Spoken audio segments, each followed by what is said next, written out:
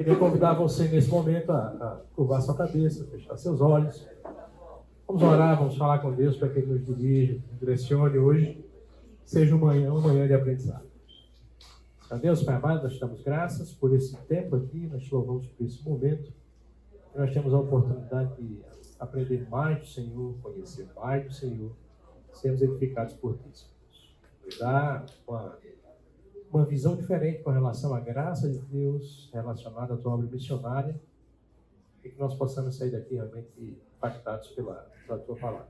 É assim que eu oro, é assim que nós oramos, no nome santo e poderoso de Jesus. Amém. Bom, queridos, essa é a nossa última aula, última das 9. A gente hoje está com uma capacidade reduzida de pessoas, tem muita gente lá no encontro de casais, outros viajando em outras situações, mas é graça estarmos juntos, é graça finalizarmos esse tempo. Quero dizer que para mim foi uma experiência maravilhosa, indescritível estar com vocês a cada domingo e a gente ir aprendendo junto, né? Então, essa é a nossa aula número 9, Plano Gracioso de Deus para as Nações.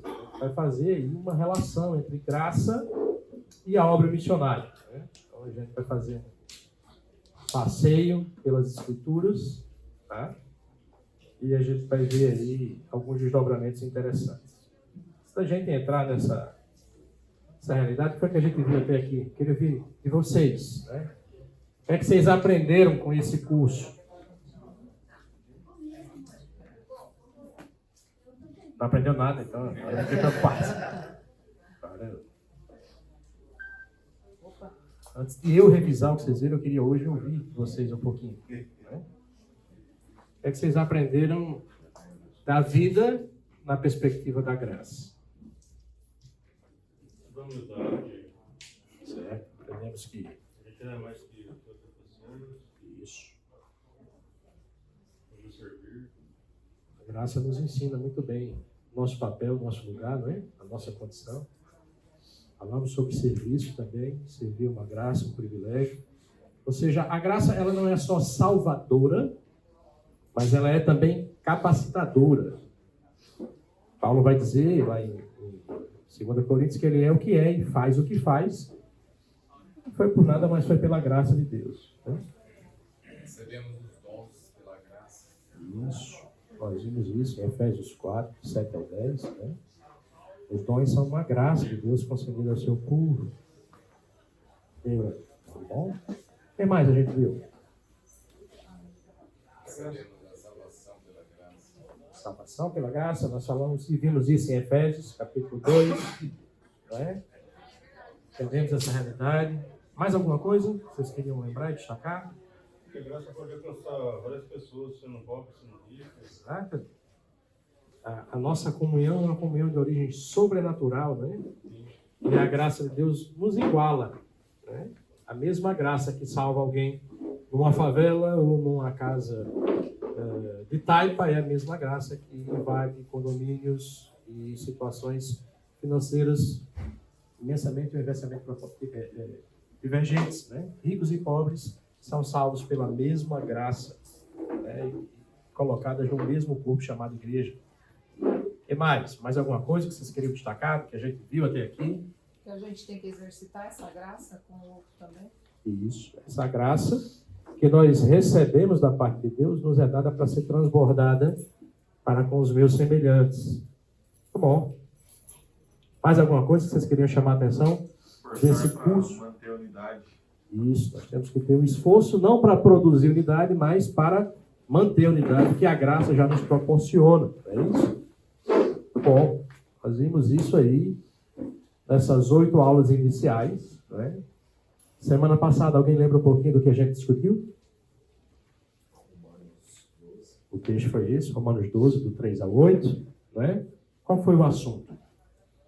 Servir.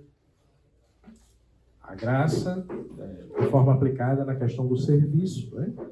E a gente vê que uma vida na perspectiva da graça vai nos levar a servir dentro da vontade de Deus, que é boa, agradável e perfeita. E essa vontade de Deus, que é boa, agradável e perfeita, ela se revela no livro de Romanos, a partir do capítulo 12.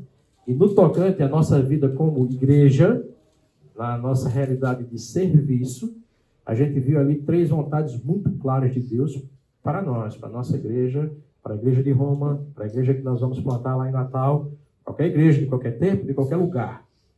Nós vimos que a vontade de Deus é que eu seja humilde, né? Paulo vai dizer isso lá em Romanos 12, verso 3, você não deve pensar de você além do que convém, antes pensem de forma moderada, não é? A gente viu isso. E isso tem um humildômetro, como a gente viu semana passada, né? De acordo com a proporção da fé, ou seja, de acordo com a verdade revelada nas Escrituras. É olhar para a Bíblia e eu vou pensar de mim mesmo o que a Bíblia diz que eu devo pensar de mim mesmo. E o que eu devo... Isso, por meio de um processo que a gente viu nos versículos anteriores, de uma renovação, uma transformação da minha mente. Então, olhando para as Escrituras, eu vou ter uma ideia diferente do que aí fora. Aí fora, qual é a ideia que as pessoas têm de si mesmas? Elas são especiais, elas são boas, né? A vida gira em torno delas, tudo tem que agradá-las, tudo tem que estar dentro do seu projeto de ideia de consumo. Quando eu olho para as Escrituras, a primeira coisa que eu percebo é que eu não sou o quê? Bom. Não sou bom. Sou ruim. Meu coração é corrupto, desesperadamente corrupto. Né? Nós sabemos disso. Basta você olhar para você mesmo. Certo?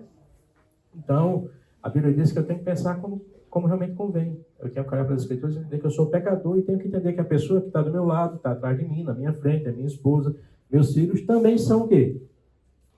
Pecadores. Né? E a gente viu que, embora sejamos pessoas diferentes, mas nós dependemos uns dos outros. A ideia de mutualidade. Serviço tem a ver com humildade e tem a ver com mutualidade, como a gente viu nos versos 4 e 5 de Romanos, capítulo 12.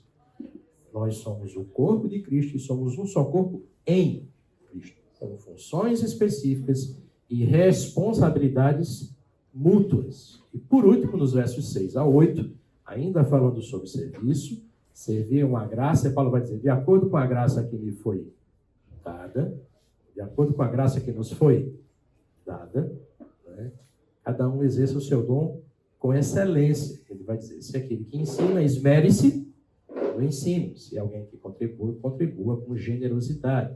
Se alguém que tem o dom de misericórdia, faça com alegria. Então, cada um dos dons que ele vai citando ali, ele coloca ali um adjetivo, uma qualidade daquele dom, e todos esses adjetivos, todas essas circunstâncias, nos inserem a realidade de que o que nós vamos fazer para Deus, nós fazemos pela graça de Deus, e essa graça tem que ser revertida de forma a que o que eu faço com qualidade. Eu não vou fazer de qualquer maneira. Eu não vou passar a semana inteira me preocupando sobre uma série de outras coisas, deixando o tempo passar, e no domingo de manhã me levantar de 7 horas para escrever 1, 2, 3, como diz um amigo meu lá em Mossoró, 2 ou 3 besteirinhas de Jesus. Alguém pediu para ele chamar, disse, ó, você vai pregar lá, mas assim, pessoal novo convertido, prega no máximo 20 minutos. Então não se preocupe não, eu vou pregar só 2, 3 besteirinhas de Jesus. Então, quando você vê alguém que vai na sua igreja pregar 2 ou 3 besteirinhas de Jesus, é melhor você ficar em casa. Ou não chamar essa pessoa para fazer isso. Mas a nossa tendência, quando nós vamos fazer algo de Deus, a tendência natural é que a gente faça de qualquer maneira, de qualquer jeito, de qualquer forma, mas essa não é a vontade de Deus. A vontade de Deus, boa, agradável e perfeita, é que a gente sirva com humildade, sirva entendendo que fazemos parte do mesmo corpo, com mutualidade, e que a gente venha servir com excelência. Amém? É isso que a gente viu na aula passada. E hoje, eu quero trazer uma faceta diferente dessa ideia de graça, né? E mostrar para vocês que missões é um plano gracioso de Deus que está em execução acontecendo no mundo e que nós somos convidados a fazer parte, intimados a fazer parte, capacitados para fazer parte, comissionados para fazer parte e enviados para fazer parte. Então, eu queria que você saísse daqui hoje entendendo que você tem um papel nessa obra. E esse papel não inclui você ficar de fora, nem ficar observando, nem ficar na arquibancada torcendo, aplaudindo ou vaiando quem está fazendo a obra. É um chamado individual para cada um de nós. Certo? Então, é a partir dessa realidade que a gente vai passear um pouquinho pelas Escrituras. Então, nosso objetivo hoje é compreender o plano gracioso de Deus para as nações por meio de uma visão panorâmica da história bíblica. Então, panorama quer dizer uma visão de cima, certo? Nós vamos hoje, se o tempo nos permitir, dar uma passeada pelos 66 livros da Bíblia. Uma visão panorâmica. Não vamos nos ater a cada texto ou a cada livro, mas nós vamos ver de cima esse propósito geral de Deus. E também compreender o nosso papel nessa engrenagem chamada missões, certo? Então, uma pergunta para a gente começar aqui a refletir. Onde é que começa missões na Bíblia? Falou em missões, vocês lembram de que texto, por exemplo?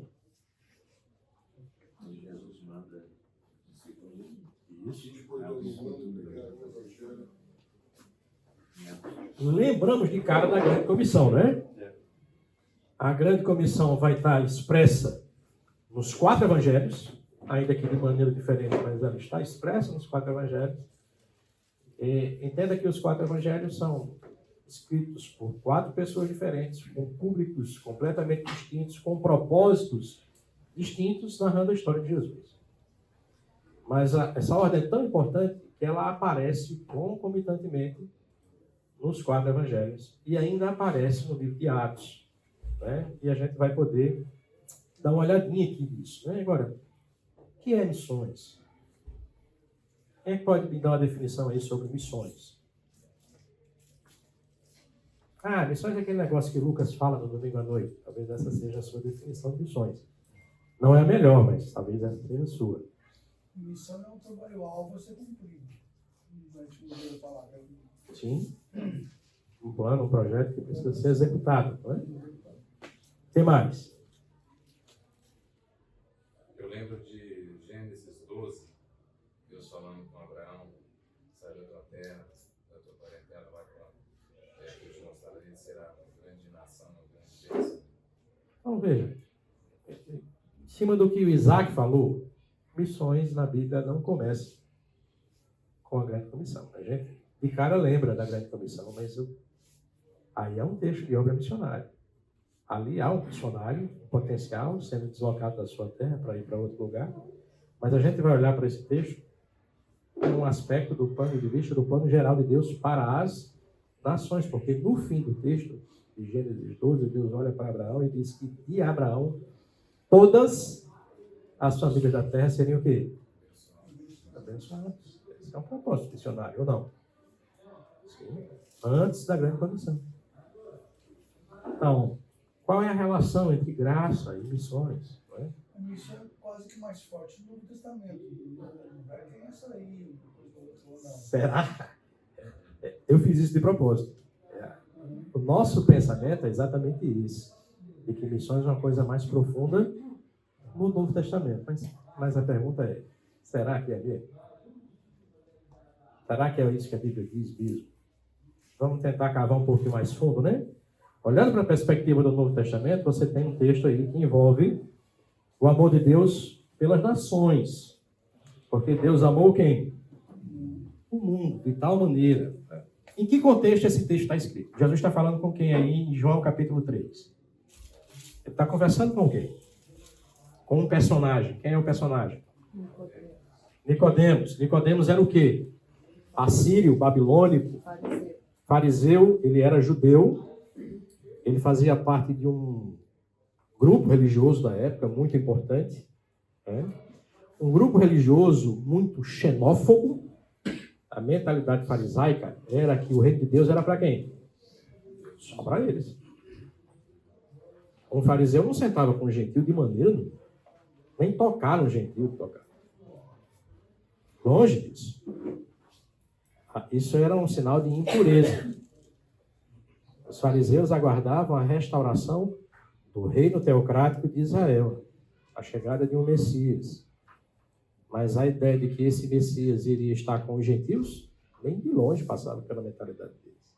Então, chega lá um fariseu de mentalidade judaica, extremamente densa, chega para Jesus e diz, olha, nós sabemos que você vem da parte de Deus, porque ninguém que vem da parte de Deus poderia fazer os sinais que você faz, né? Ele chega para Jesus com a ideia de que ele entende quem é Jesus e o que Jesus está fazendo. E o que é que Jesus diz a ele? Você precisa nascer de novo. A resposta de Jesus não tem nada a ver com a pergunta dele. Jesus está dizendo o seguinte: você não sabe nada.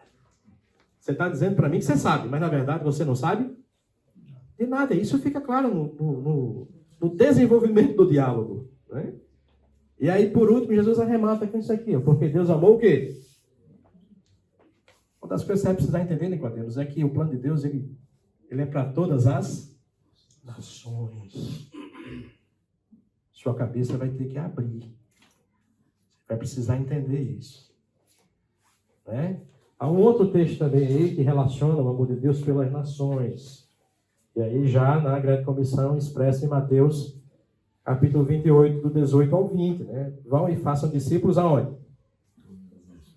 Todas as nações. Marcos 16, 15. Vão pelo mundo todo e preguem o quê? O Evangelho.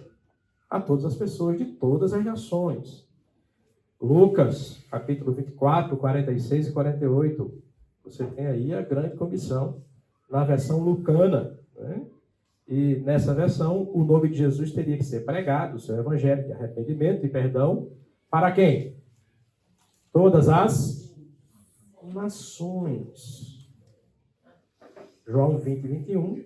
Assim como o Pai me enviou, eu vos envio. Para onde é que Jesus está enviando essas pessoas? Para todas as nações. Entenda que a mentalidade dos judeus, dos discípulos, não era muito diferente da mentalidade dos fariseus. O grande debate do início da igreja é o quê? Se judeus e gentios podiam fazer parte do mesmo corpo, embora eles tivessem ouvido isso de Jesus o tempo inteiro. Em João capítulo 4, Jesus Cristo vai dizer: é necessário que eu passe pela Samaria. E aí houve um alvoroço. Jesus conversando com aquela mulher samaritana, salvando os samaritanos. Jesus morreu, ressuscitou, passou 40 dias com os discípulos ali, conversando sobre as coisas concernentes ao reino de Deus, como diz o livro de Atos capítulo 1.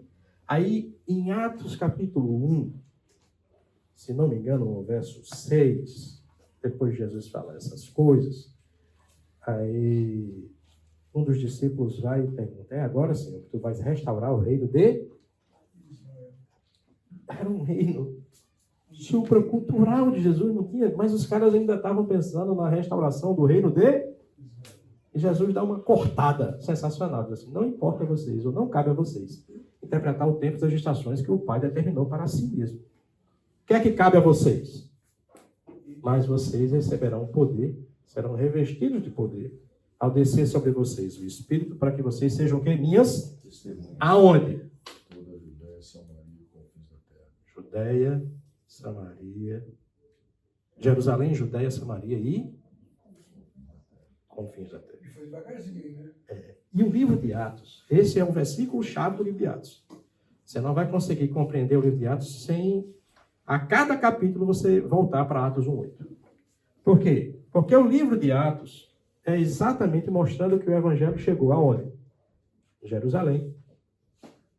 Atos capítulo 2, 3 e 4, você tem a conversão de 3.000 pessoas, depois 5.000 pessoas, depois aí já não se contava mais quantas pessoas. Deus ia salvando e acrescentando os que iam sendo salvos. Todos tinham tudo em comum.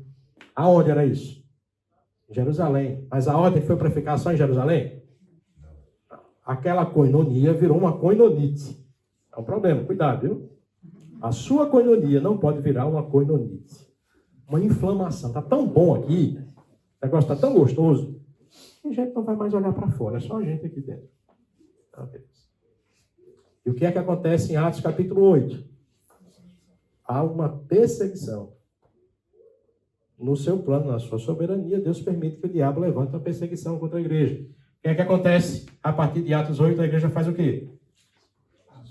Sai. Vai para onde? Samaria. Atos 8.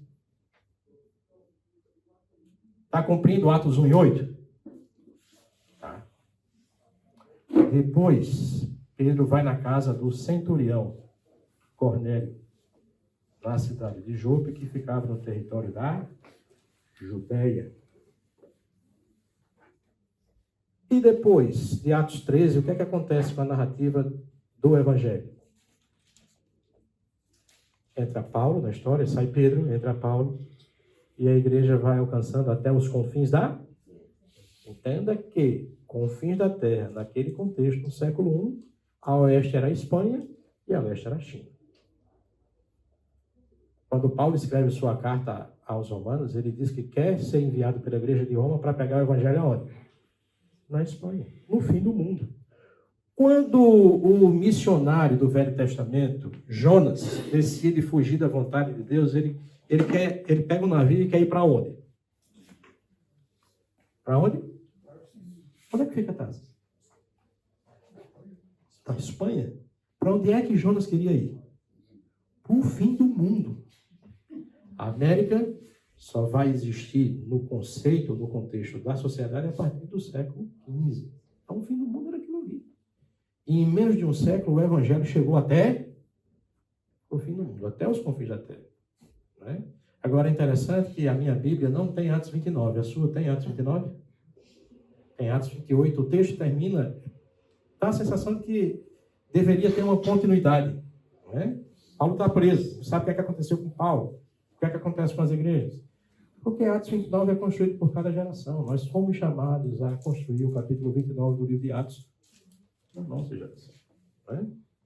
Então você vê aí esse evangelho, essa obra missionária sendo condensada. Né? Jerusalém, Judeia, Samaria e até os confins da terra. Veja, que essa é uma conjunção que a gente tem que lembrar. Em e até. Em, com e até. Aqui, nessa tradução, em Jerusalém, toda a Judeia e até os confins, não é assim, queridos. Primeiro a gente vai alcançar nossa Jerusalém. Depois que a gente alcançar nossa Jerusalém, aí a gente vai alcançar a nossa Samaria. É uma obra que ela acontece de forma o quê? Concomitante. Muitas vezes a gente tinha um certo debate na nossa igreja lá em Mossoró, porque dizia, não, mas a gente ainda nem alcançou Mossoró toda, para que ir para o sertão? Tem tantas ruas aqui, tantas casas nesse bairro que ainda não foram evangelizadas. Para que ir para o sertão? Essa, muitas vezes, é uma preocupação sadia, mas muitas vezes, isso é uma desculpa. Porque, na nossa realidade lá, a gente nunca deixou de evangelizar o bairro. E, geralmente, quem levantava essa pergunta, por que não evangelizar o bairro, nunca veio para evangelizar o bairro. O cara nunca veio evangelizar o bairro e ele é contra que a igreja saia também para uma outra realidade. A obra de Deus é para que a gente faça por onde a gente for. Por onde você for. O campo missionário começa onde? Do portão para fora da igreja é campo missionário. E é obrigação dessa igreja, como era obrigação da igreja de Jerusalém, ser uma testemunha em Jerusalém, na Judéia, na Samaria, e até onde Deus permitir que a gente o quê? A gente vá. Se Deus nos der os meios, as condições para ir, nós temos que o quê? Ir. Se a gente tiver que sacrificar o nosso conforto aqui e uma série de coisas, a prioridade da igreja é o quê? É essa aqui. Ela está expressa nos 4 evangelhos e está expressa no livro de Atos. O resto, o que acontece na igreja, é periférico. O principal é isso aqui. E às vezes a gente faz o quê? Inverte as coisas. A gente faz missões quando dá, a gente evangeliza quando dá. Quando a gente vai fazer alguma oferta missionária, faz de qualquer jeito. A igreja de Antioquia, eu acho interessante, que ali deixa um lema muito claro para a gente. O melhor para missões. A igreja tinha quantos pastores? A igreja de Antioquia, lá em Atos 13, alguém lembra? 5 pastores. Dentre eles, Paulo e Barnabé. E a igreja é levada a orar para escolher dentre os 5, 2. Quem é que a igreja escolhe? Paulo e O melhor para o quê? Já imaginou uma igreja perder Paulo e Barnabé como pastor? Não. Se a igreja tiver que fazer esse sacrifício, vai fazer.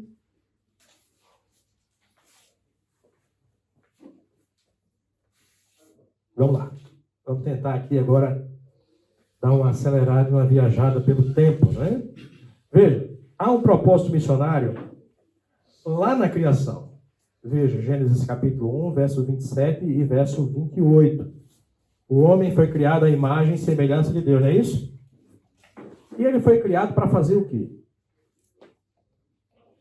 Encher a terra. Multiplicar. Para encher a terra. Encher a terra de quê? Da imagem de Deus. Ao se multiplicar, ele estaria multiplicando e reproduzindo a imagem de quem?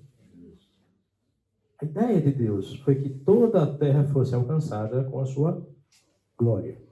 E isso está presente não só a partir de Mateus, capítulo 28, do Novo Testamento. Essa ideia que está presente na criação. Deus criou o homem para que o homem refletisse a sua glória, reproduzisse a sua glória por toda a terra. Em Gênesis capítulo 3, nós vemos também uma ação missionária de Deus. O que é que acontece em Gênesis capítulo 3? É o texto que narra o quê? A queda do homem. O homem deixa de ser a imagem e semelhança de Deus de forma completa, plena. Ele cai e essa queda afeta o ser humano de uma forma que a gente não consegue nem compreender, o que a gente em teologia chama de depravação total.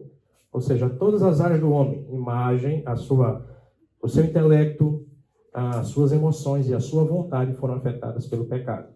Até então, nós tínhamos condição de decidir entre o certo e o errado sem o pecado dentro de nós. Hoje, depois que Adão fez até hoje, todas as nossas decisões, elas não são mais assim tão livres. Por quê? Porque já existe algo dentro de mim. Paulo vai dizer lá em Romanos capítulo 7, o bem que eu quero fazer, então o homem vira ali, a partir dali, uma caricatura embotada. Nós ainda, de certa forma, carregamos uma parte da imagem e da semelhança de Deus, porque somos criaturas de Deus. Né? Temos atributos que Deus nos comunicou e outros que são incomunicáveis. Né? E aí em Gênesis nós temos o anúncio do castigo. Em Gênesis nós vemos a face mais perversa do pecado, que é a separação do homem para com Deus. É sobre isso que Paulo está falando lá em Romanos 3, 23. Destituídos estão do quê?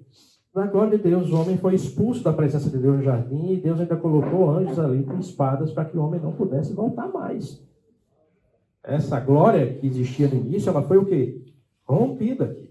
Mas nós também vemos num quadro tão triste uma ação missionária, porque não é que Adão e Eva pecaram e eles se arrependeram e foram procurar Deus. O que é que aconteceu no texto? O que é que diz a narrativa? Foi Deus que veio atrás deles.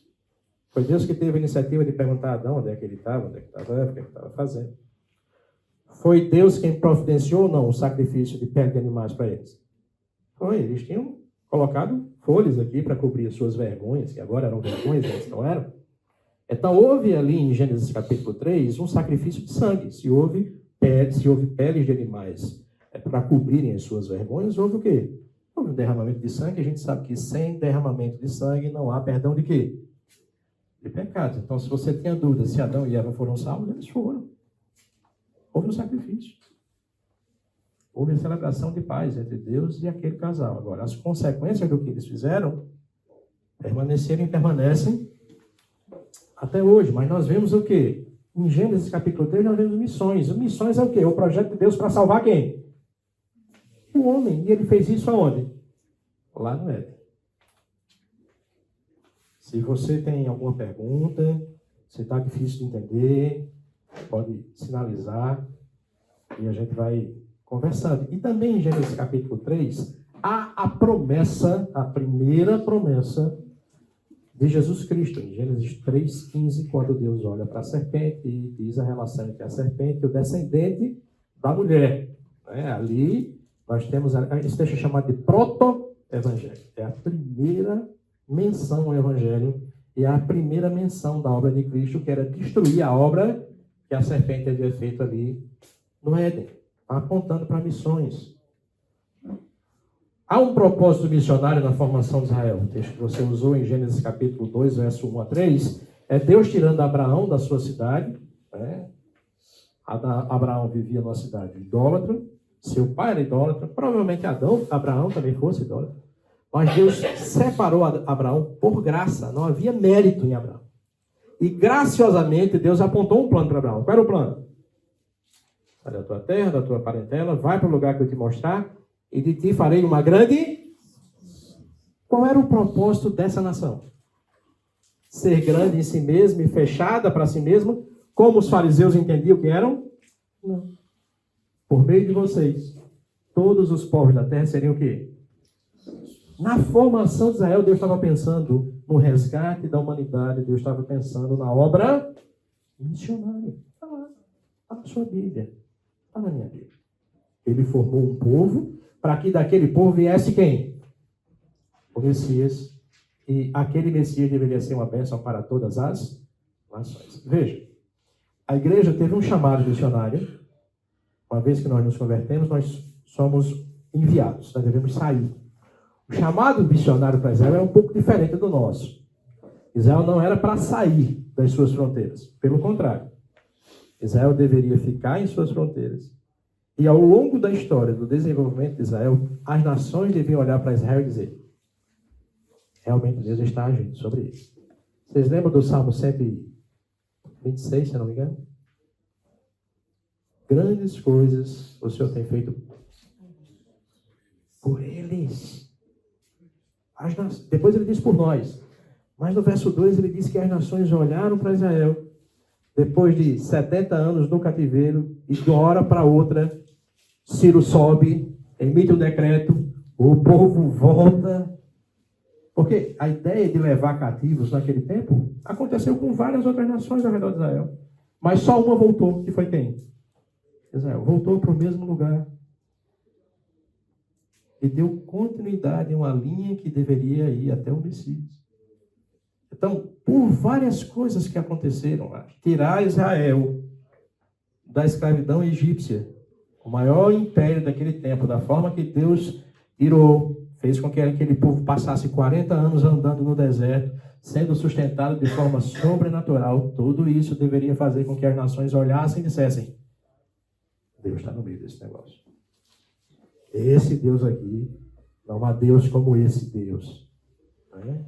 Então, o propósito para Israel é que eles ficassem como nação, revelassem. Israel, como Paulo diz em Romanos capítulo 12, devia ser luz para as nações e guia para os cegos. O problema foi que eles se auto-cegaram, se fecharam tanto e não conseguiram compreender que Deus estava fazendo uma aliança para eles, ou com eles, mas não era uma aliança para eles, era uma aliança que envolvia todas as nações por meio deles. Essa era a realidade. Então veja, nós temos aí alguns missionários fantásticos no Velho Testamento. Abraão, os patriarcas, né? Abraão, José, Moisés liderou o povo saindo da terra prometida, Josué, todos esses homens aí, eles são tipificações de Cristo. Você olha para José, e tem muito de Cristo em José. Você olha para Moisés, Moisés vai dizer: olha, quando se levantar um varão semelhante a mim, ouçam. Ele está fazendo uma profecia na Deuteronômio a Jesus, né? Josué é Yeshua, é uma transliteração do nome de Jesus em hebraico, né? E ele foi o líder do povo na conquista da terra prometida. Nós vemos missões no livro de Juízes, Israel ali tendo contato com outras nações, Samuel, Davi, Salomão. Deus está formando um povo. E por meio da história política desse povo, consolidando um povo para a chegada do seu Messias, do seu ungido. Tudo isso foi importante. Tudo isso está dentro do plano missionário de Deus. Você não pode desprezar isso. Isso aqui não é simplesmente a evolução da história política de Israel, mas é a construção do projeto missionário de Deus sendo feito para alcançar todas as nações, inclusive eu e você. Mesmo com todos os problemas surgindo. Sim, sem dúvida. E nenhum desses problemas estava fora da agenda e do conhecimento de Deus. Ele sabia de todos e ainda assim por meio dos erros que o povo de Israel cometeu, Deus ainda transformou isso em bênção, né? Na sua soberania. Então era necessário, no plano gracioso de Deus, escolher um povo, uma nação, para que o Messias viesse. Que nação Deus escolheu? Israel. Por quê? Israel merecia ser escolhido como povo? Tinha alguma coisa em Abraão que realmente chamasse a atenção de Deus? Sim ou não? Deus escolheu por um critério. Qual foi o critério? Graça. Graça. Há aqui um plano gracioso sendo escrito, né? Queridos, se você olhar para o livro de Salmos, você vai ver missões.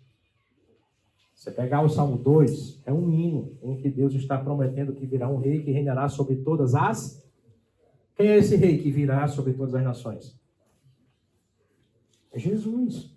Esse é um salmo messiânico. Abra sua Bíblia no Salmo 67.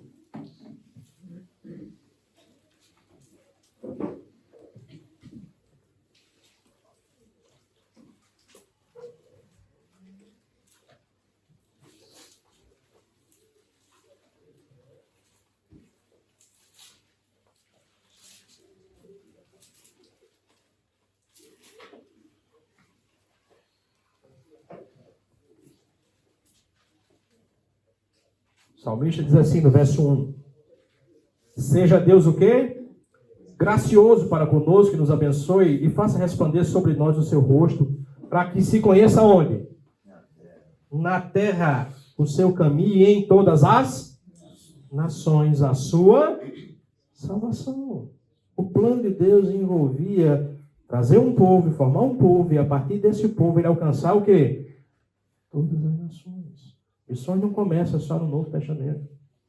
Israel deveria ser um farol para todas as nações. Salmo 96, abra sua Bíblia para lá. Salmo 96 é uma convocação solene, né?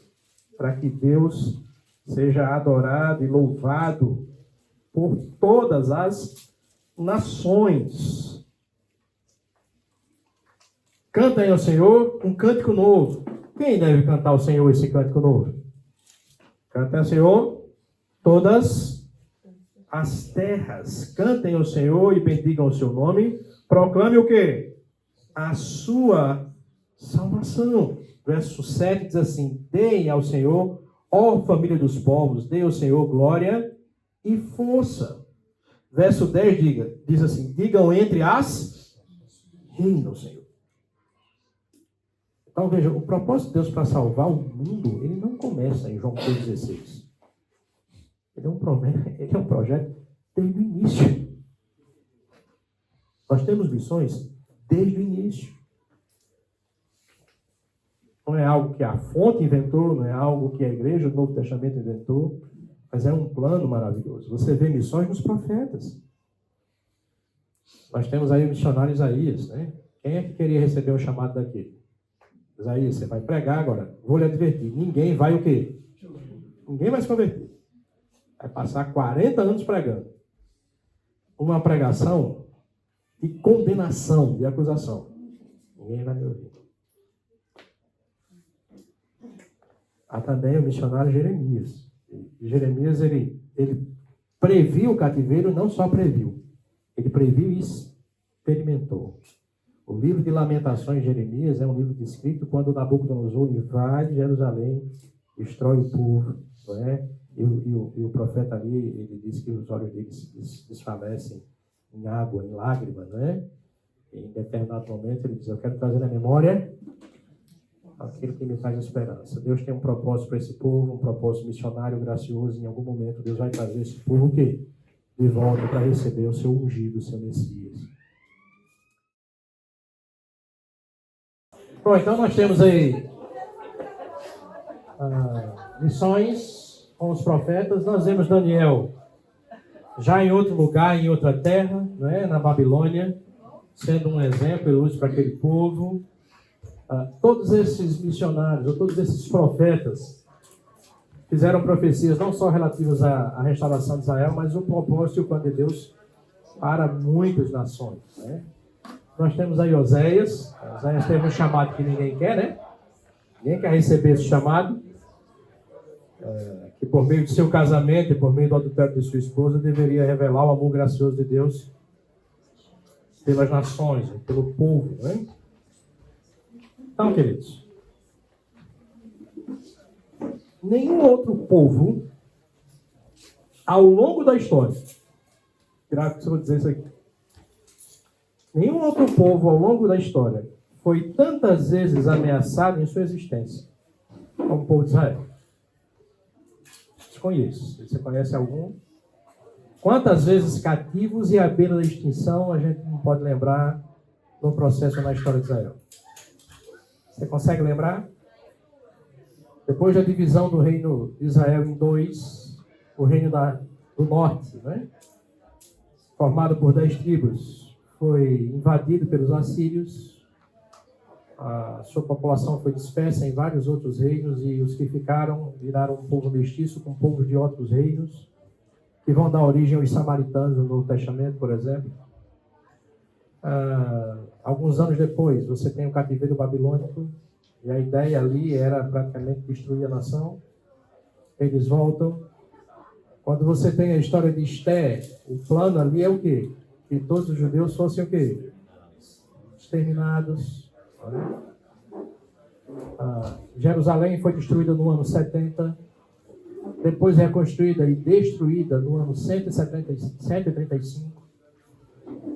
O povo de Israel ficou vagando entre as nações por 19 séculos. Ao longo da Idade Média, nenhum povo foi tão exterminado e perseguido como o povo de Israel.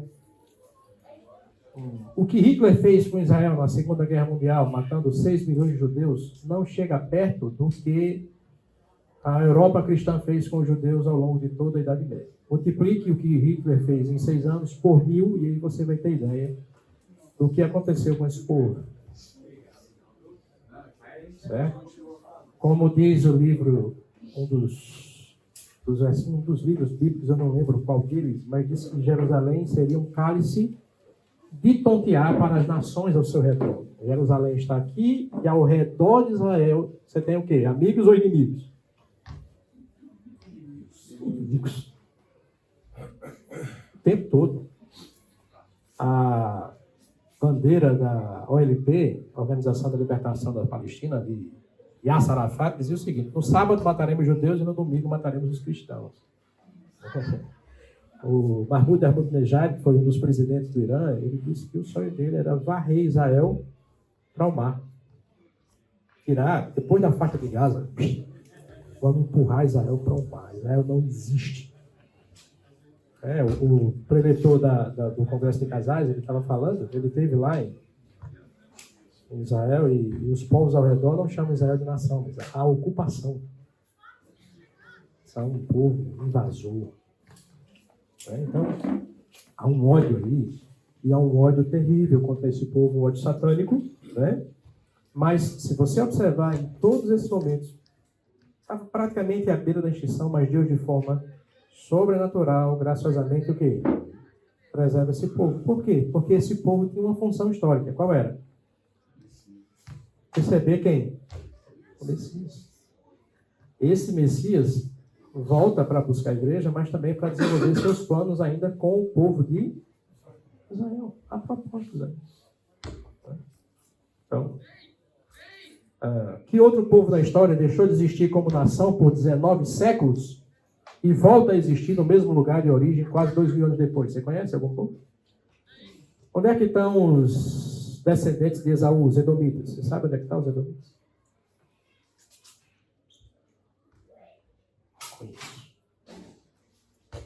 Vivendo num território específico como o deles? Tem. Existem nações tão antigas porque não foram excluídas. O Egito é antigo, mas nunca saiu de lá. E outra coisa, muito misturado, né? Os egípcios são um povo extremamente misturado. Um povo preservado etnicamente, como os judeus, não tem. Os caras, eles conseguem fazer linhas genealógicas. Se hoje o templo voltasse a existir, você sabia quem eram os sacerdotes? Os levitas. Porque eles preservam. Você quer um exemplo disso no Velho Testamento? Vá lá ler o livro de Esdras. São 4 capítulos que são só o quê? Genealogias. Por quê? Porque tem uma função sacerdotal. E eles ainda têm esperança de que o templo seja o quê? Nenhum povo tem isso. Eles têm. Então, querido, nós vemos o Deus missionário ao longo de todo o Velho Testamento. Na criação, na queda, na formação de um povo, na preservação desse povo, nos Salmos. Se nós pudéssemos resumir o Velho Testamento, os 39 livros, numa só frase, essa seria uma frase muito interessante. Jesus virá, porque tudo que está escrito no Velho Testamento tem como função apontar para quem? Jesus. Agora, veja. Na sua Bíblia, qual é o último livro do Velho Testamento? Malaquias, né? Aí depois vem o quê? O que é que separa Malaquias de Mateus? Isso, não é uma página em branco, não. São 400 anos de história.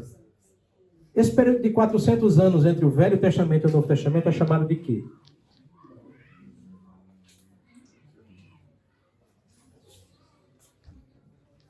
Período interbíblico, período intertestamentário ou 400 anos de...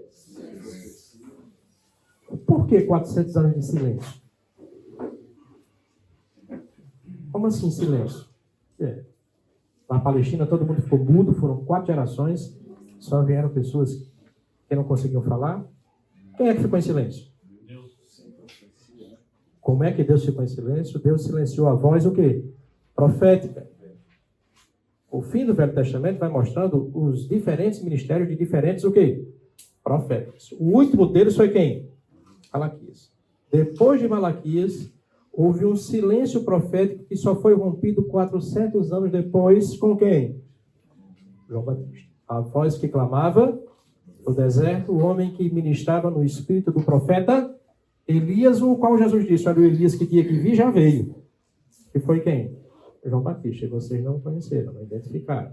Certo? Então, o período interbíblico, por definição, são os 400 anos compreendidos entre o fim do Velho Testamento e o início do Novo Testamento, onde, nesse período, Deus silenciou a sua voz profética. Agora, isso não quer dizer que Deus parou de agir. Tem um texto para mim que eu acho fantástico, está lá em Gálatas, capítulo 4, verso 4. Abra sua Bíblia lá. Gálatas 4, verso 4.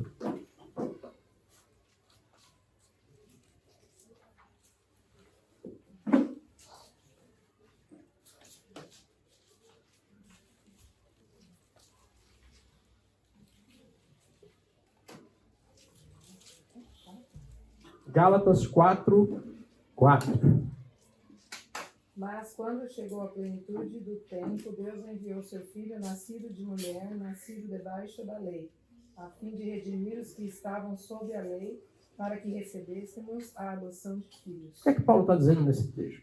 O que é que Paulo está querendo dizer com quando chegou a plenitude do tempo? O que é que aconteceu quando chegou a plenitude do tempo? Ele diz, Jesus veio ao mundo, né? Nascido de mulher. Então havia um tempo previsto, um tempo já pré-determinado por Deus para que Cristo viesse ao mundo. E Deus foi preparando a história, preparando o mundo, o palco dos acontecimentos para que Jesus viesse no tempo o quê? Certo. No tempo correto, na plenitude do tempo.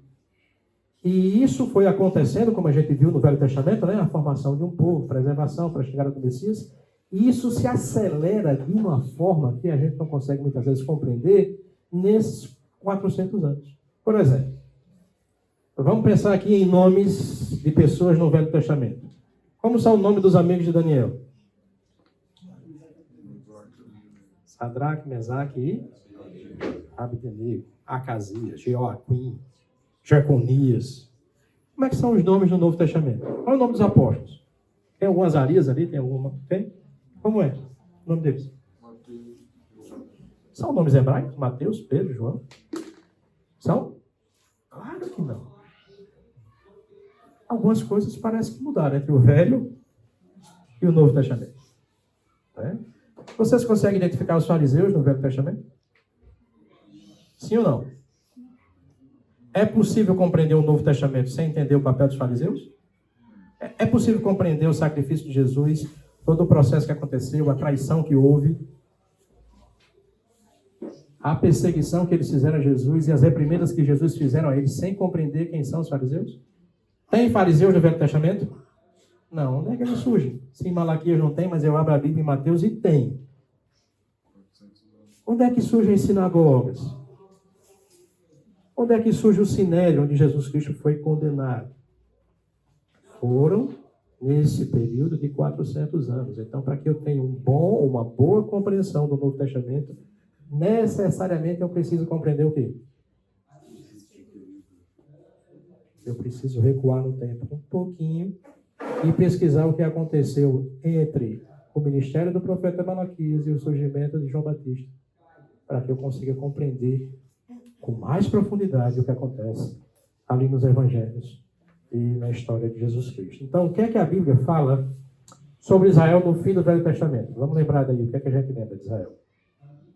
Os últimos livros da Bíblia relatam Israel como o quê? Um povo independente ou um povo subjugado? Subjugado, né? Israel deixou de ser um reino independente desde a sua divisão no tempo da morte de Salomão. Se divide em dois reinos, o reino do norte e o reino do sul. O reino do norte cai em 722 para os assírios. O reino do sul cai em 586 para os babilônicos. O povo é levado cativo e por lá fica até o ano de 539, quando Ciro surge, né, e decreta a liberdade dos judeus, ou a liberdade não, a volta, a possibilidade de volta. Eles voltam para Israel em três levas subsequentes, a primeira com Zorobabel, a segunda com Esdras e a terceira com Neemias, para reconstruir os muros, reconstruir a cidade, reconstruir o templo e reinaugurar o ofício sacerdotal, o culto do Velho Testamento. Certo? Eles fazem tudo isso, eles voltam para o mesmo lugar, né, voltam com ordens imperiais do Império Babilônico e depois Assírio, né, mas eles nunca mais vão ser um povo o quê? Independente. Vão experimentar um períodozinho de independência aí no período intertestamentário. Então, esse é o quadro que Israel perde sua independência política. Você vê a queda de Judá, o cativeiro babilônico, os ministérios de Jeremias, Daniel e Ezequiel, a profecia das 70 semanas de Daniel, mostrando que um dia eles iriam voltar novamente para aquele lugar, né? E aí você tem o surgimento dos escribas, e as primeiras sinagogas elas vão surgir aí nesse período aí de volta para Israel. Por quê? Qual era a função de um sacerdote? O sacerdote apresentava o quê? Sacrifício, mas segundo a lei judaica, o sacrifício só pode ser usado, feito aonde? Dentro do... Se não tem templo, não tem o quê? Se não tem sacrifício, para que serve o quê? Os sacerdotes pararam de estudar a lei, eles pararam de se dedicar ao ensino do povo? Não. Lá na Babilônia eles se juntaram e não agora faziam mais sacrifícios, mas começaram a estudar as Escrituras e ali fazer um processo de tradição oral das Escrituras, a interpretação das Escrituras, e aquilo ia sendo repassado para aquele povo durante os 70 anos. E ali surge o que você vai ter no Novo Testamento, que são chamados de os escribas. Boa parte dos escribas eram fariseus, certo? E como você não tinha templo, as pessoas se reuniam em comunidades menores para estudar as Escrituras. Essas comunidades menores que têm origem aí nesse período do cativeiro é que vão dar origem às sinagogas no período interbíblico, que você conhece aí no Novo Testamento. No Novo Testamento você vai ter templo, mas você vai ter também o quê? As sinagogas. As sinagogas eram o centro da vida comunitária do povo de Israel. Jesus foi em alguma delas no seu ministério. Então, esse aí é o mapa do Império Babilônico, do qual Jerusalém fazia parte. Né? Depois disso, Ciro surge e o Império Medo-Persa domina o mundo daquele período, e Israel passa da mão dos babilônicos para a mão dos Medo-Persas. Ciro decreta o seu édito de libertação do povo de Israel, o povo volta para Israel, a restauração da cidade, do templo e do sacerdócio, e isso é coberto pelos ministérios dos profetas de Esdras, Neemias e do profeta Ageu. Você vai ver aí um pouco dessa história contida nesses textos aí, né? E aí também é o contexto do profeta Malaquias. O profeta Ageu fala sobre a reconstrução do templo, Esdras, Neemias fala sobre a reconstrução da cidade, do sacerdócio, né, e um processo de renovação espiritual daquele povo, e Malaquias mostra um quadro bem deprimente do povo de Israel no fim do Velho Testamento. Né? São várias acusações que Deus faz ali contra o povo de Israel no Velho Testamento. Então, o que é que o Velho Testamento fala para a gente sobre Israel? É um povo que não é mais independente, está de volta no seu lugar, está de volta exercendo sua religião, mas isso, eles estão num processo de declínio espiritual profundo.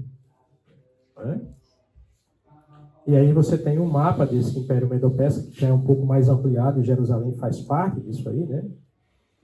E aí nós temos já agora o que a gente chama de período interbíblico, que é que, não a Bíblia, mas a história revela.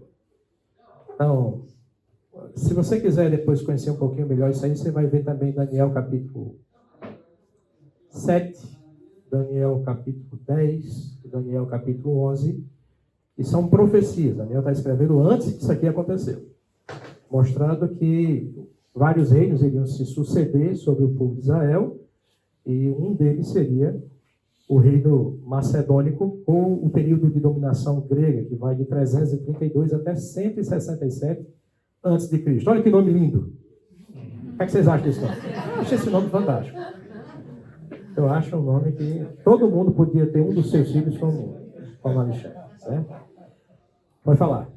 Quando o templo foi destruído de forma definitiva? 70. 4 anos depois dele ter sido completamente terminado. Ele começa a ser construído alguns anos antes do nascimento de Cristo, e ele só consegue ser completado definitivamente no ano 66, e ele é destruído no ano 70. Pelos romanos? Uma Jerusalém invadida. É porque um judeu lá, Bachoba, decide se revoltar contra Roma, e aí se revoltar contra Roma é tolice, né? Camaradas invadiram e destruíram tudo. Então você tem aqui Alexandre o Grande. Alexandre o Grande era filho de Filipe II, rei da Macedônia. O império, a civilização grega entra em declínio, mas um povo que está ao norte da civilização grega, ao norte de Atenas, na Macedônia, é que herda, né, esse domínio político, e aí esse povo começa agora a tentar ir para o Oriente. E Alexandre, ele tinha 2 sonhos. Alexandre foi um cara educado aos pés de Aristóteles. Ele era macedônico, mas culturalmente ele se via como um grego. Ele era fascinado pela cultura grega. Ele tinha 2 sonhos.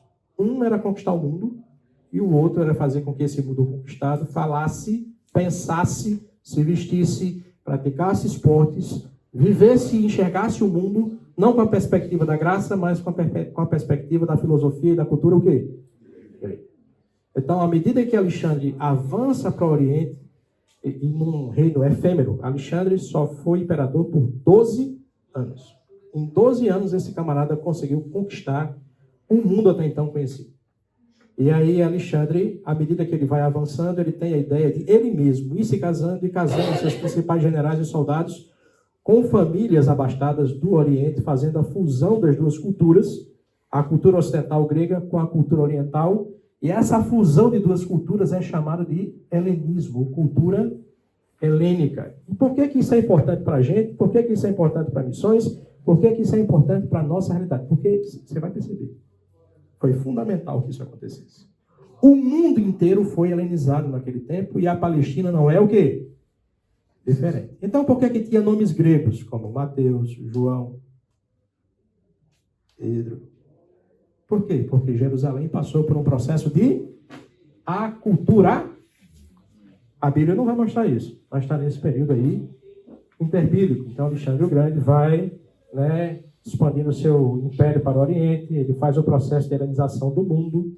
É um império gigantesco, porém o quê? Efêmero. O livro de Daniel diz que esse bode com um chifre, diz que é um chifre lindo, maravilhoso, sobe e devasta todos os impérios ao redor, mas de uma hora para outra ele se quebra, e no lugar dele surge um animal com 4 chifres. É porque o império de Alexandre se dissipa em 4 impérios menores. Alexandre morre, e embora Alexandre fosse o grande, ele não era assim muito como todo grego naquele período na elite. Eu não posso dizer que ele fosse um camarada muito másculo. Alexandre era apaixonado por um dos seus generais, ele se casava com mulheres na perspectiva de que as mulheres na Grécia geravam ou pariam bons cidadãos romanos, mas os afetos de carinho, de amor, na cultura grega, na elite grega, na maioria das vezes eram homossexuais, homoafetivos, não é? Como diz aí a cultura de hoje. Então, não é tão de hoje assim, né? O ser humano é o mesmo. Ele é o mesmo. E Alexandre, por não ter assim tanto contato com mulheres, morre sem deixar o quê?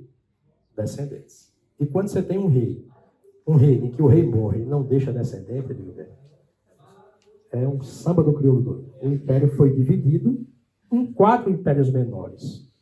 Certo? E aí você vai passar por um processo de fragmentação política e caos militar. Isso é um pouco é uma foto de péssima qualidade, mas mostra um pouquinho da expansão do que Alexandre fez aí nos seus 12 anos de império.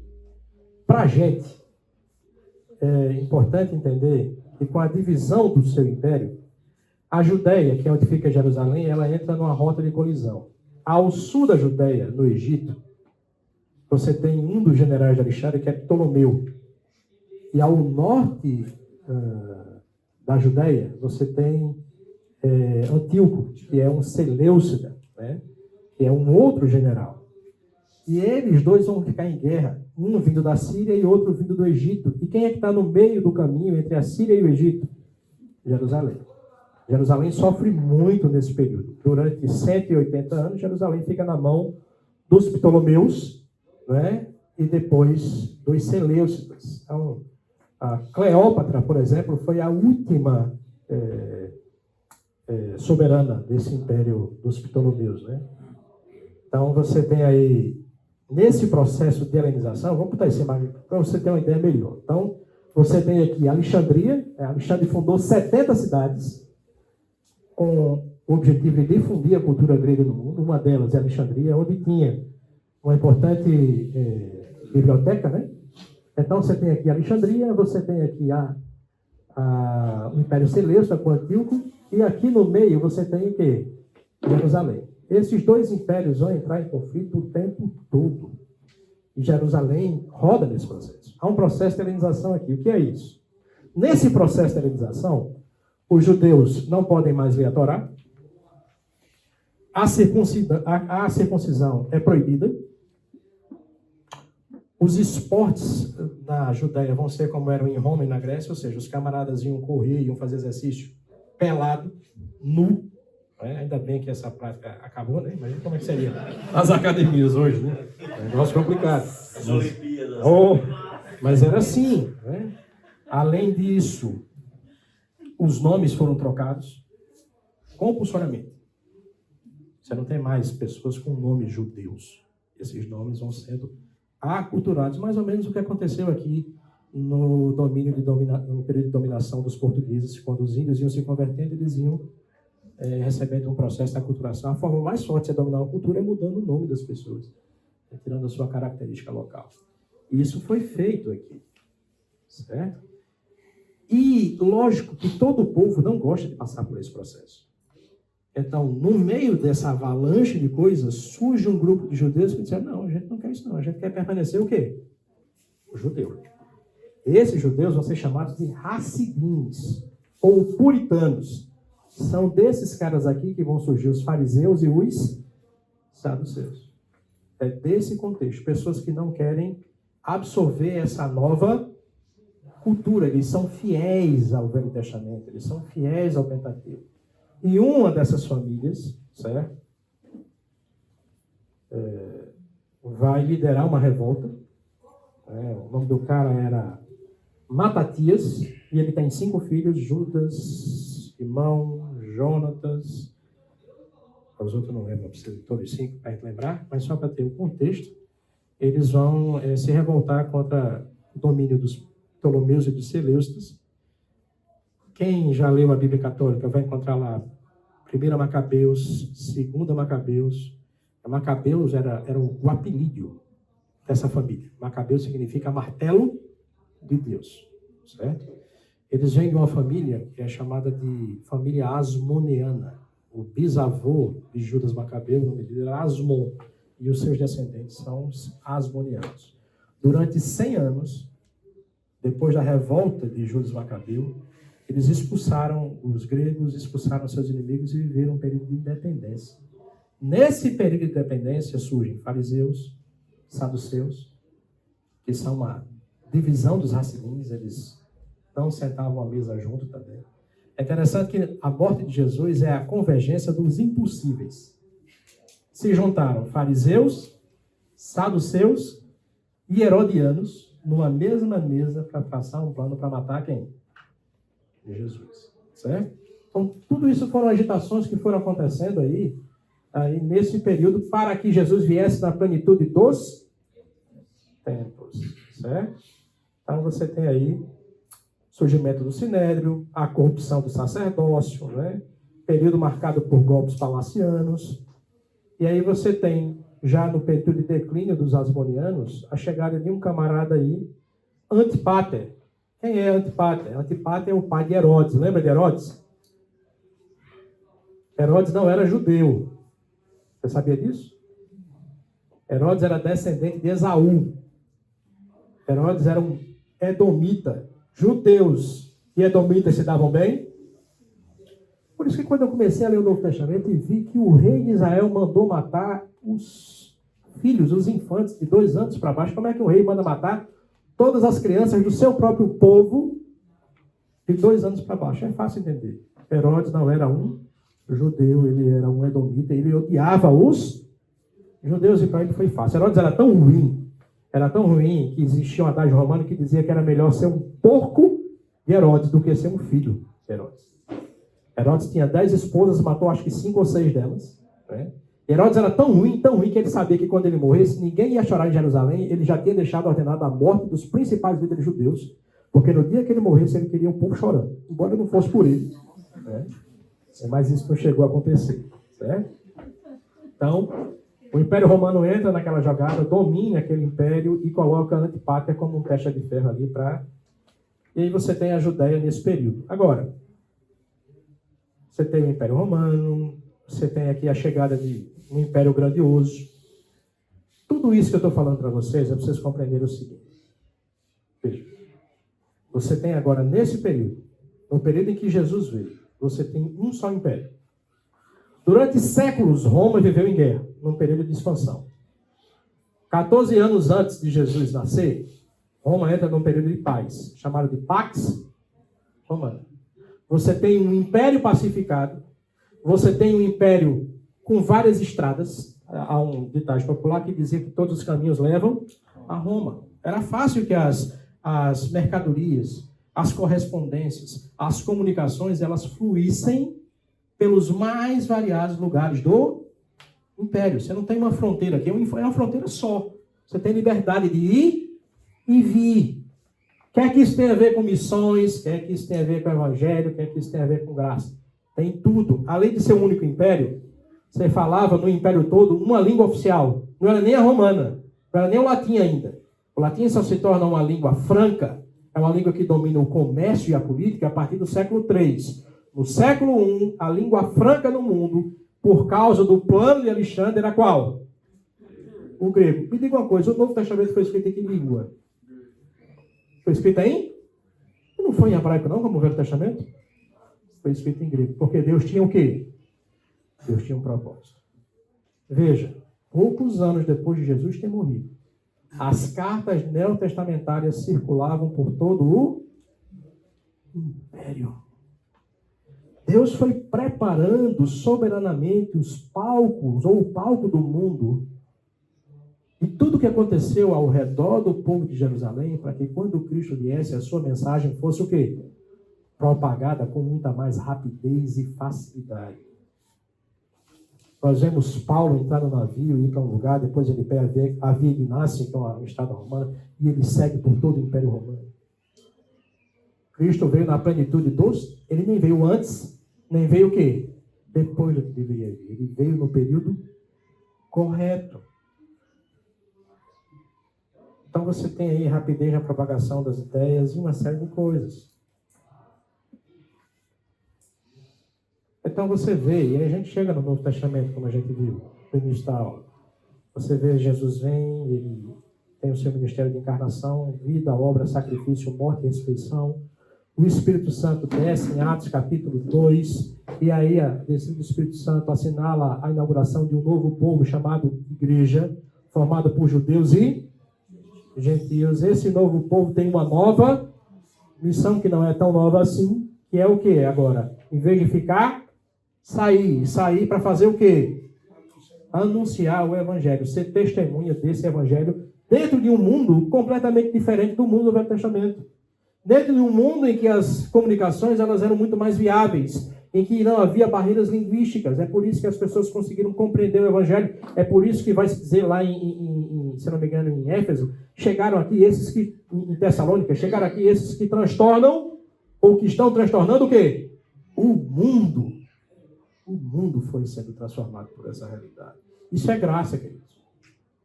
É Deus graciosamente, em cada passo, em cada processo, em cada rei que sobe, em cada império que cai, Deus está conduzindo soberanamente o seu propósito de alcançar pessoas, nações, eu e você.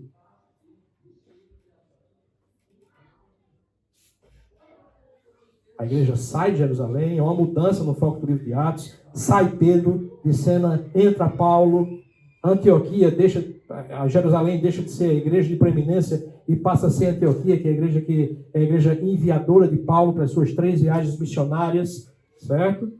Então nós vemos tudo isso aí, e o que é que cabe a nós? Paulo vai dizer em Romanos 15:4 que tudo que outrora for escrito para o nosso aprendizado. O que é que eu posso aprender com isso? Olhando para Israel e olhando para a igreja. Israel foi criado para ser uma bênção entre as nações. Foi ou não foi? Nós vimos aqui. Servir de testemunho para as nações. O povo de Israel era um povo sacerdotal também. Foi o que esse povo fez. Foi rebelde. Se perdeu em sua xenofobia. Se fechou para eles. Se perderam na sua esquizofrenia espiritual. Quando eu vi o Fernando falar de Salmo 50 numa pregação sobre casais, eu disse, o senhor vai falar o quê aqui? E ele conseguiu pegar aquele contexto e comunicar daquela forma como ele falou. Mas o Salmo 50 fala sobre um povo que é esquizofrênico espiritual. Deus assim, olha, eu não repreendo vocês por falta de culto. Vocês fazem até demais. Eu repreendo vocês porque vocês vêm para o culto, mas ao mesmo tempo vocês falam mal do seu irmão que é filho da sua própria mãe. Vocês pensam que eu sou igual a vocês, farinha do mesmo saco. Isso era o que o povo de Israel estava vivendo. E se você analisar um pouquinho, talvez essa seja a nossa o quê? Realidade. Talvez a gente esteja conformado aqui, é bom, é só a gente. Talvez a gente viva uma vida espiritual esquizofrênica. A gente frequenta o culto, a gente pratica as coisas, a gente faz um ativismo espiritual, mas a gente deixa de invocar a Deus no momento da nossa angústia. A gente deixa de oferecer a Deus sacrifícios de louvor, sacrifícios agradáveis ao Senhor. E a gente não permite que Ele reine sobre nossas vidas. Dizemos com a boca, mas nosso coração está longe. Um povo perdido em sua autoconfiança. Lembra de Nicodemos? Nós sabemos que você vem da pátria. Jesus diz o quê? Você não sabe nada. Você não conhece nem as coisas mais básicas, Nicodemos, quanto mais as espirituais. Não é? Perdido em sua idolatria, Israel então descumpriu um dos seus mais preciosos propósitos, ser luz para as nações. Beleza, tranquilo. Agora, quais são as implicações para a gente como igreja? Nós não podemos nos fechar em nós. Há um sertão para ser alcançado. Há outras cidades nesse país para ser alcançado. Não podemos perder esse foco. Há um potencial missionário nessa igreja maravilhoso que precisa ser expandido. Aí eu vejo muitas vezes Lucas trabalhando ali arduamente, recorrendo a um e recorrendo a outro. Como eu disse na aula passada, nós fazemos muito com 50% da nossa força produtiva. Quantas outras cidades não seriam alcançadas? Quantos outros Alexandres não poderiam ter a oportunidade que eu estou tendo aqui? Quantas outras igrejas não poderiam estar sendo agora pensadas e formadas e o Evangelho chegando pelo nosso país? se todos nós entendêssemos que nós temos um lugar nesse plano. Assim como Israel, nós somos um povo sacerdotal, povo de propriedade exclusiva de Deus com um propósito, anunciar as virtudes daquele que nos tirou das trevas para a sua maravilhosa luz. Assim como no Velho Testamento, Deus levantou homens fiéis e levanta homens fiéis para comunicar a sua vontade e participar do seu plano de salvação. Sou eu e você. Você está aqui hoje, Deus tem um plano na sua vida. Deus tem um plano na minha vida. E esse plano não inclui você ficar sentado, de braço cruzado. Ora torcendo, aplaudindo, ora vaiando, ora sabotando, ora se esquivando. Não existe essa possibilidade. Veja o que Deus fez ao longo da história, para que você estivesse sentado na sua cadeira. Quantas pessoas Deus não usou? Para que você agora dissesse, não precisa mais dar conta. Tá bom, missões foi bom até me alcançar, agora não precisa mais não. Queridos, tudo que vemos das Escrituras, de Gênesis 3 até Apocalipse 21, é o quê? É missões. Embora você não vai ver a palavra missões na Bíblia. Mas tudo que está ali é missões. Isso quer dizer alguma coisa para mim e para você ou não? Claro. Deus é missionário. A Bíblia é missionária. A igreja é missionária. Você é o quê? Você foi chamado para ser o quê? Talvez você não foi chamado para sair da sua terra. Mas o campo começa onde? Do portão para fora. Ou dentro da sua casa. Por onde você for, faça discípulos. Essa é a ordem. Queridos, a obra missionária é extenuante. Ela é solitária. Às vezes ela não aparece na igreja, não dá muito ibope. Não é? Mas ela tem vitória registrada nas Escrituras. Lembre, Deus tinha um povo para alcançar o quê? Todas as? Eles cantavam um cântico novo, Apocalipse. És digno de tomar o livro e de abrir seus selos, porque fosse morto, e com teu sangue compraste homens de toda tribo, língua, povo, nação. É um privilégio fazer parte disso aqui. Esse é um plano gracioso de Deus para a minha vida e para a sua vida. Saber que os nossos esforços não serão em vão. Apocalipse 7:9 diz que é visto ali diante do Cordeiro uma multidão que não se podia contar, formada por pessoas de todas as nações, tribos, povos e línguas. Vai ter pessoas da comunidade que Xabalá, de Paulo Afonso, de Nova Lima, do Jardim Santa Genebra, Barão Geraldo, dos Uai-Uai, dos Mapuera. Nós. Isso é graça. Esse é o plano gracioso de Deus para salvar as nações. E Deus não tem outro método a não ser usar a sua igreja. Você. Eu. De quem é a responsabilidade por fazer isso, irmãos? De quem é a responsabilidade? De quem é a responsabilidade? Minha. Quando todo mundo entender que é minha, ela passa a ser nossa. Cursa a cabeça. Feche os seus olhos. Procure diante de Deus, de forma sincera, avaliar qual tem sido o seu papel, porque você tem um papel. Como você tem desenvolvido a sua função dela. Se você está fazendo, continue a fazer. Se não está fazendo, seu lugar. Peça perdão, Senhor. Ao compreender que tudo que acontece de Gênesis e Apocalipse tem um propósito missionário nas Escrituras. E até o que não está nas Escrituras, no período de 400 anos, também tem um propósito missionário. Quem somos nós para nos olvidar dessa tarefa? Senhor Deus, Pai amado, nós te damos graças por esse tempo aqui, nós te louvamos porque o Senhor é bom, o Senhor é gracioso e o Senhor tem cuidado de nós. E o Senhor está desenvolvendo um plano para salvar pessoas de todas as nações, todas as tribos, de todas as raças. E o Senhor nos salvou e nos colocou nessa igreja para continuar desenvolvendo esse plano. Nos dá graça sobre graça, visão, misericórdia, desejo, compreensão de que essa é a nossa tarefa. Se você não tem servido nesse ministério e não tem contribuído para essa realidade, peça perdão diante de Deus agora. Senhor Deus, nos perdoa pelas nossas falhas. Tome uma atitude. Procure a liderança da sua igreja. Ore-se, haja-se, porque é no nome santo e poderoso de Jesus que nós oramos. Amém.